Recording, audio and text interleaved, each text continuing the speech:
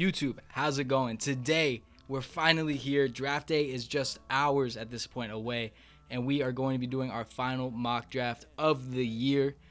It's been a crazy ride. We've done a lot of 7-round mock drafts. We've done my official mock drafts. We've even done some fun ones in there between.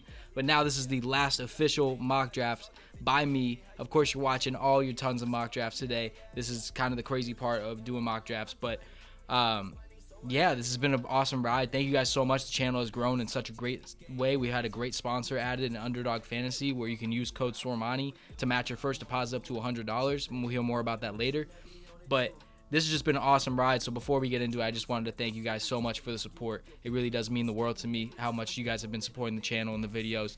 And let me know who you want on your team. You know, this is the last time we're getting to predict this. So I'm not going to be able to predict everything perfectly. This is not how it is, but this is just my final predictions, my final mock draft. It's not going to be right. Most of them aren't going to be right, but we're going to do it anyway. Have some fun with it. Let me know what you think about it in the comment section below. But without further ado, we're going to get right into this with that first overall pick. With the first overall selection, we're going to have the Jacksonville Jaguars taking Aidan Hutchinson, edge rusher out of Michigan. Draft week is crazy because rumors are going to be spreading non-stop about every player, who's playing where, what team hates this player and what team loves this player. But I believe it's all smoke right now. Jacksonville's going to make the smart decision, take the guy who is a leader and probably the most ready guy to step on the field and play at his draft capital, and that is Aidan Hutchinson out of Michigan. Love it for pick number 1. Here at pick number 2, we're going to be selecting Kayvon Thibodeaux, the edge rusher out of Oregon, to pick number 2 to Detroit. I think it's all smoke. I think that the fact that we've seen things saying Detroit doesn't like Kayvon Thibodeaux and all this stuff, I just see it as smoke. He is probably the highest upside player in this draft, one of the most, if not the most talented player in this draft, just purely skill-based, athletic-based, just everything. He's been the number 1 player for years, and he's going to fall to number 2 here, but I don't see him falling much farther. He's going to be an absolute stud when it comes to the next level, and this is going to give Detroit a defensive presence they haven't had since Ndamukong Suh. Now at pick number 3, we're going to be selecting Sauce Gardner out of Cincinnati to the Houston Texans. If you know one thing about Nick Caserio and the Patriots way, DBs are definitely a love of theirs. And if you know one thing about the Tampa 2 defense Lovie Smith is running, corners are going to be asked to do a lot. So Sauce Gardner is the perfect situation here. He's a lockdown corner. He's going to be able to do everything and anything you want at that secondary level. And he's going to be that number 1 corner for Houston for a very long time. Gives me very much Jalen Ramsey vibes, and I would love to see him turn into the next Jalen Ramsey in the NFL. So Sauce Gardner to the Texans, loving that pick. Now at pick number 4, we're going to have the Jets select Ike Ekwonu, the offensive lineman out of NC State. The reason I have offensive lineman instead of offensive tackle is, truthfully, he can move inside or outside, and it depends on what the Jets prefer for him to do. But he's the most talented lineman we've seen in a while. He is genuinely a mauler, especially in the run game. He is just absolutely insane. So for New York to get a guy like Ike Ekwonu here, they can play him at tackle and form an insane duo between him and Becton, or they can let Fant play at tackle and move Ike inside to guard. There's plenty of things you can do here, but at pick 4, you're getting the most talented offensive lineman in the draft, and there's no reason to not like that pick. Selecting at pick number 5, the New York Giants are taking Alabama offensive tackle Evan Neal, just absolute stud. He's huge, 6'7", 300 and whatever amount of pounds he wants, because he was able to shed so much of that weight for the combine. And he is, again, just one of the best offensive linemen in this class. Him and Ike Ekwonu are 1A, 1B. And the thing I love about Neal is his pass protection. He is very good on it. As long as he keeps his balance up, he is going to be an absolute stud. And when we're looking at the Giants, they need somebody to pass protect on that right side. It is a huge hole at right tackle for the New York Giants, and they're going to fill that here with Evan Neal. Selecting at pick number 6, we have the Carolina Panthers swinging for the fences with the high upside of Malik Willis out of Liberty. Best quarterback in this class. I don't think there's much of a debate now. I think everyone is kind of on board with him being the best quarterback in this class, and also have the highest upside in this class. There's 3 things you want in a quarterback in today's day and age in the NFL. I say it all the time. You need a guy who can lead. Malik Willis is one of the best leaders in the world. You need someone who is athletic, who can get out of the pocket, extend plays, do things like that. Malik Willis is one of the best we've seen in a while do that.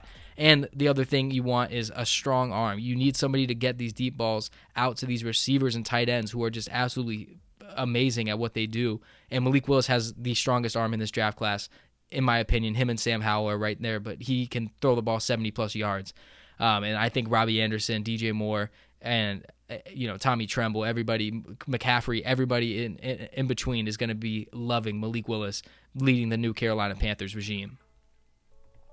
At pick 7, we have Trayvon Walker, a guy who's in talks of being the number 1 overall pick. Again, I think it's a lot of smoke. I think we're just seeing a lot of people put that out there, trying to get pieces to move and such. But Trayvon Walker's still not falling too far. He's going to a team that is desperate for edge help, opposite of Azeez Ojulari, and he's getting a former Georgia Bulldog with him, and Trayvon Walker, who is going to be able to play off that edge and just be an absolute monster. Opposite of Ojulari with Leonard Williams and Dexter Lawrence in the middle. That is a very solid, very, very solid defensive line. And you already got your offensive line help with Evan Neal. I think this is a perfect 2 picks for the New York Giants. Now at pick 8, we're going to be selecting Jermaine Johnson out of Florida State, the former Georgia Bulldog as well. And he's one of the best edge rushers. There's talks that he might not fall out of the top 5, which is definitely a possibility. But if he is here at 8, I don't see a way the Falcons pass up on him. He's got too much talent, too much upside, too much athleticism. He really can be that one of the best edge rushers, if not the best in this class, that is absolutely loaded at the edge position. Jermaine Johnson is that good, and the Falcons are securing him. Now at pick 9, we're going to have the Seattle Seahawks selecting Kenny Pickett, quarterback out of Pittsburgh. We haven't heard too much about Seattle and quarterbacks. We haven't seen them make a move for Baker. We haven't seen them say, Drew Lock's our guy. There's no talks about quarterbacks, which has been why I'm taking Kenny Pickett here. Where, if it's Howell or Corral or, whoever it may be, Ritter as well. I mean, this is a quarterback spot because the silence is deadly when it comes to draft rumors. If a team is not linked to and not talking about anything, it's probably because they're trying to keep tight. And the Seahawks are a team that usually makes some picks that scratch some heads. I don't think Kenny Pickett is going to scratch any heads. He's the most pro-ready quarterback, as everyone says. He is going to go in there, and when you have guys like Tyler Lockett and DK Metcalf on that offense with Chris Carson in the backfield, those are experienced guys who are ready to ball out right now. They don't need somebody that is a fringe starter, has had its chance in Drew Lock and maybe Baker Mayfield and such. No, they're ready to go, and that is a guy. They're not going to wait for a guy like maybe Desmond Ritter or Matt Corral or Sam Howell, who might not be perfectly ready. Pickett's ready to go day one. He's going to secure that quarterback spot and be the new leader in Seattle. Now at pick 10, I have the New York Jets selecting Derek Stingley Jr. out of LSU. You come out with Icky and Stingley. That is one of the best duos of draft picks that you can get. I think the Giants and Jets have such good spots in this draft. They're going to absolutely control this first round. And yeah, the Jets are getting a lockdown corner, somebody I have a lot higher than some others do. I've seen some rumors that he might even go top 5 now, Stingley, which is awesome to see. I really do love the bounce back he had at his pro day. And getting him to fall here to 10 would be perfect for the New York Jets. They're getting their lockdown corner to pair with Bryce Hall and, oh my gosh, who did they just get from Seattle? Why am I blanking on the name? But they are a team that is just ready to compete. They are in a very tough conference. We know that. But this team is looking at this roster, and they're like, look, we have pieces. They've just been hurt. You're looking at a team now that adds Stingley, adds Icky, has a second-year quarterback, a second-year receiver in Elijah Moore, and they added some other key pieces in free agency. The Jets are looking pretty nice. Sorry to interrupt the video, but I just want to talk to you about Underdog Fantasy really quick. The NFL season's over, but you can still draft a new fantasy team on Underdog Fantasy and win cash prizes. They have a slick mobile app and a user-friendly site. You can also join a league and draft a team in minutes. Plus, the folks at Underdog are helping you guys out that are watching the video by matching up to $100 on your first deposit for new users when you use code SORMANI, SORMANI. So just go to UnderdogFantasy.com or go download the App Store or the Google Play Store. Sign up with the code SORMANI, that's SORMANI, and Underdog is going to match your first deposit all the way up into $100. That's Underdog Fantasy, promo code SORMANI, SORMANI. Now let's get back to this video. Now at pick 11, we have the Washington Commanders selecting Kyle Hamilton out of Notre Dame, one of the best players in this draft class without a doubt. and he's going to be going here to Washington, where other than Cam Curl, safety play has been very poor recently, and you're getting a guy who can play a sub-linebacker package, can play at corner, can play at safety, can really do it all. He's uber talented. There is no reason to overthink this. There's a lot of places the Commanders can go, receiver being one of them, and with all the receivers being on the board, definitely is enticing, but Kyle Hamilton going to Washington is going to be a lock for me. Here at pick 12, we have the Minnesota Vikings selecting Trent McDuffie, corner out of Washington. Him, Stingley, and Sauce are in a league of their own this year with corners. I mean, they are some of the most talented group we've seen come out in a while, compared to last year especially. We saw Surtain and Horn. Caleb Farley was there. I mean, it was a very interesting class. But Trent McDuffie does everything right. He plays the ball well. He's not afraid to run support. He is awesome. And for a team that's been desperate for corner help, Minnesota's finally getting one that I think will stick and be a number one corner for his career. Now at pick 13, I have the Houston Texans running away with Jordan Davis as well as Sauce Gardner at pick 3, which was awesome for them. I have him listed as a nose tackle because truthfully, he's going to line up right over that center. People don't give him enough credit for what he does in the pass rushing game. No, he's not going to get sacks as much as the other guys are, but he does disrupt the play. He forces quarterbacks out of the pocket. He does a lot, and you might as well just admit defeat if you're now against the Houston Texans trying to run up the middle. And what's a team that's going to run up the middle a lot? Tennessee Titans in your division. Yeah, that's a tough one. Derrick Henry is a guy who, can bounce to the outside, but running in between those tackles is really where he shines. Now you have a guy in Jordan Davis who absolutely will shut that down immediately.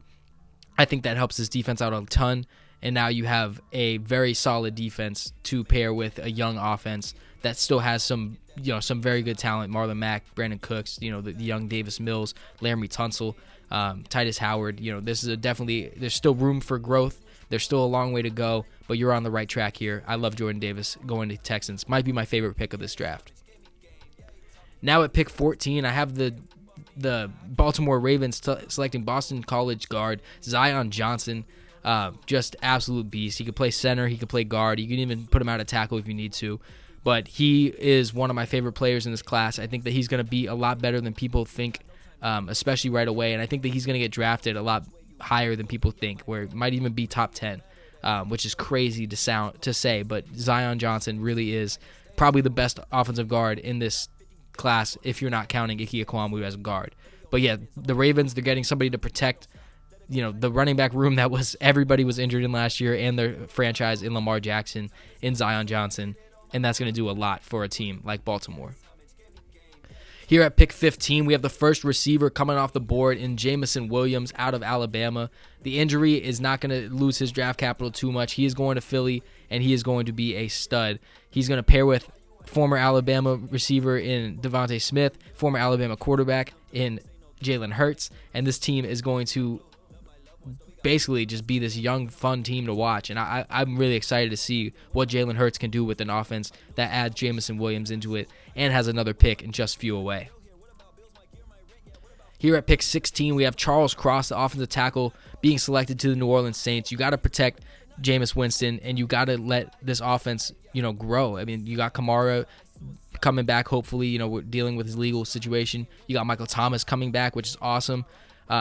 You have another pick coming up as well, but losing Teron Armstead was one of the biggest losses that you could have because of salary and such. You need someone to protect Jameis Winston and keep this offensive line as top tier as it's been. Charles Cross is going to fill that role right away and be one of the best pass protecting tackles in the NFL, probably to start off. He's that good at pass protection, and when you got a guy like Jameis Winston, who we know can throw the ball, Charles Cross is a great pick. Now at pick 17, we have the Los Angeles Chargers selecting Garrett Wilson out of Ohio State.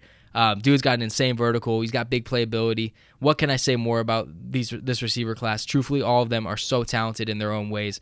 And adding him to a room with Keenan Allen and Mike Williams for Justin Herbert, yeah, this team is going all in for Justin Herbert on this rookie deal. The defense is figured out. Khalil Mack is there now. You need to just get another weapon on offense to make this even better, and Garrett Wilson's going to be that weapon. Love this selection for the Chargers, and would die to see a team like this go on the field with Justin Herbert at the helm. Now at pick 18, we have George Karlaptis going to the Philadelphia Eagles, the edge rusher out of Purdue. Powerful, powerful rusher. Short arms, which really hasn't stood in the way of him. And when you're going onto a team with Fletcher Cox, Brandon Graham, you're going to be able to not have to face as many double teams as you were in college in Karlaptis. And this guy's going to be absolute mauler off the edge. You're helping out the offense with Williams. You're helping out the defense with Karlaptis. It's a great draft for the Eagles. Plus, they got those picks from the Saints. Awesome pick. Awesome draft for the Eagles. Now at pick 19, we have my number one receiver coming off the board in Chris Olave out of Ohio State. Just one of the most fun receivers, most electric receivers, and definitely the best route runner in this class. He is elite when it comes to route running. Reminds me a lot of Justin Jefferson coming out of LSU. Whether he will get to that type of ceiling is unlikely just because Justin Jefferson's in his own stratosphere at this point. But Olave reminds me a lot of that coming out. And you're adding that to a team that we just talked about. It loves to air the ball out, especially with Jameis at the helm. Chris Olave is going to get a lot of work right away. Now we have at pick 20, Desmond Ritter, the quarterback out of Cincinnati, coming off the board, going to the Pittsburgh Steelers. Mitchell Trubisky can go out there and play, and when it's time for Ritter to come in, I think he'll be ready. I think he's one of the most pro-ready quarterbacks right there alongside Kenny Pickett, 1A, 1B with who's going to be more ready. But Ritter could start week 1 if they want. Maybe he wins the battle in preseason, but you're not paying Trubisky $20 million a year or nothing like that. So if Ritter comes in and he earns the job, I think they're going to give him the job. And I think he can be the franchise guy for Pittsburgh. I really do like Desmond Ritter going to Pittsburgh here. Now at pick 21, we have such a Patriots pick here in Devin Lloyd. The uber-talented linebacker can do it all, flood the gaps, go sideline to sideline, cover. I mean, anything you want from him, you're going to be able to get. Devin Lloyd is an absolute beast. Belichick's going to love him. This defense is going to just get even better with him on there. There's nothing more to say about this. Patriots are getting a superstar. Now at pick 22, we have the Packers selecting Drake London, the wide receiver out of USC. Big body. He's compared to Mike Evans a lot. He's able to do stuff after the catch, which is awesome. He's able to make plays on the ball. 50-50s are always going to come down in his hands. You need a receiver. You need a receiver. You need a receiver. Please, Packers, take a receiver. I don't know what I'm going to do tomorrow if the Packers don't take a receiver. Here at pick 23, the Arizona Cardinals need corner help, and they're going to be selecting Andrew Booth Jr. out of Clemson, who's going to come in here and right away be starting because this team was running out there with Marco Wilson. And although for a rookie, you didn't like what you saw, you had to at least expect nothing less because it was a tough spot for Wilson to be put into. Now you have Booth going out there with Byron Murphy, and you can let Marco Wilson take a step back a little bit. I think this secondary will regroup a lot more for the Arizona Cardinals. Here at pick 24, I got the Dallas Cowboys selecting Kenyan Green. This is a pick I've been making for a couple weeks now. I absolutely love the fit of Green stepping in there to that left guard role and just making this line right back to being great as they've always been, even with the losses that they have in La'el Collins, Connor Williams leaving. Now you have Tyron Smith, Kenyan Green, Tyler Biadasz, Zach Martin, and Terrence Steele at that offensive line spot. I mean, that is a really good offensive line. The Cowboys need to protect Dak and Zeke, create holes for Zeke and Pollard. They need to be able to do these things. Continue. It's the whole reason Dallas has been good for as long as they have been is their offensive line play. Keep it going here with Kenyan Green. Now at pick 25, we're going to be selecting Treylon Burks, the wide receiver out of Arkansas. Easily one of the more fun slot receivers we've seen come out because truthfully he is just a big slot receiver, which is awesome to see. Very talented as well, and you're adding him to a team that has championship aspirations. Could you get a corner? Yeah, Kyer Elam, Kyler Gordon on the board. Could they go after somebody on the defensive line? Definitely. There's guys still on the board. Devante Wyatt. Thinking of other edge rushers and stuff. But when you're looking at this team, Beasley's gone, and besides Beasley, Sanders is gone, and those targets have to go somewhere. And I know the emergence of Gabe Davis is a lot, but you want to have as many receiving options as you can for Josh Allen in this offense. And similar to what the Chargers are doing in this draft, you need to put all the eggs in the basket for a guy like Josh Allen, who is in the prime of his career right now and only getting better at this point. He arguably is the best quarterback in the NFL at this point. So getting him a guy like Treylon Burks to add to Diggs and Davis and Knox in this offense would be a perfect selection. Now at pick 26, we have Trevor Pening, the Northern Iowa offensive tackle, who is an absolute mauler. I think him and Taylor Lewan are going to get along way too well. They're going to form a great chemistry on this offensive line. You need to help protect Derrick Henry and Tannehill. You need to create space. You need to protect and give Tannehill more time to find guys like A.J. Brown out there on offense and Robert Woods. So Trevor Pening, perfectly fit. Tennessee needs some offensive line help, and they're getting him here in Trevor Pening. Here at pick 27, we're going to have the Buccaneers selecting Jahan Dotson, wide receiver out of Penn State. The best hands in the class. He is elite when it comes to catches, one-handers, everything. He can do it all. He's one of my favorite guys now in this draft class, where early on I didn't really love him as much, and then the more and more I watched him, oh man, I fell in love with the guy. But Jahan Dotson's just an absolute beast. Adding him to an offense that already has Mike Evans, and then when healthy, Chris Godwin. This is going to be fun to watch, but you need another guy out there, especially while Godwin's hurt. Similar to what I said about the Bills, though.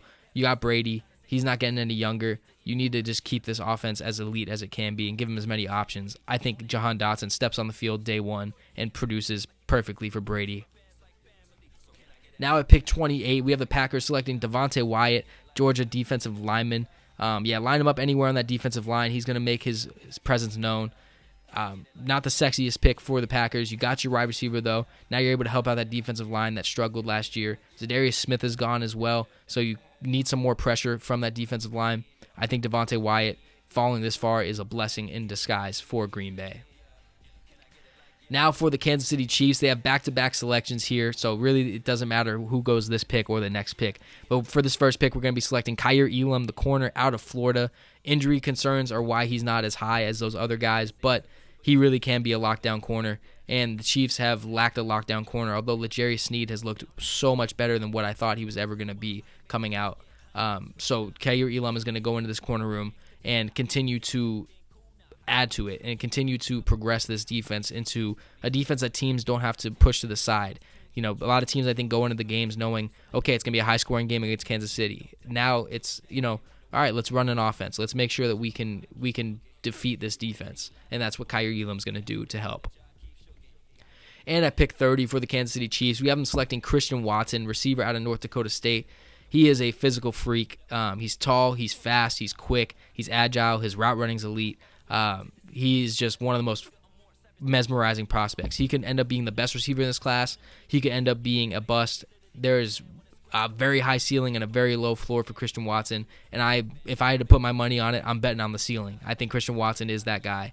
And going to a role that Tyreek Hill has just vacated, I think it's going to be interesting to see. But Patrick Mahomes, if you're a rookie receiver and you get Patrick Mahomes as your quarterback, I think you want to be a little bit excited. So Christian Watson going to pick 30 here for the Chiefs. Now at pick 31, as we're winding down this mock draft, Tyler Linderbaum, the center out of Iowa, is going to go to Cincinnati. Not much more to say. Cincinnati, we all know, needs offensive line help, and they did address it a ton in this offseason, and now they're going to get probably the best center prospect we've seen in my lifetime at least, and they're getting him out of Iowa here to help Joe Burrow and this offense continue to protect this offensive line, to protect Joe Burrow and Joe Mixon, creating holes for them as well. Last but not least, I have Daxton Hill, the safety out of Michigan, going at pick number 32 to Detroit.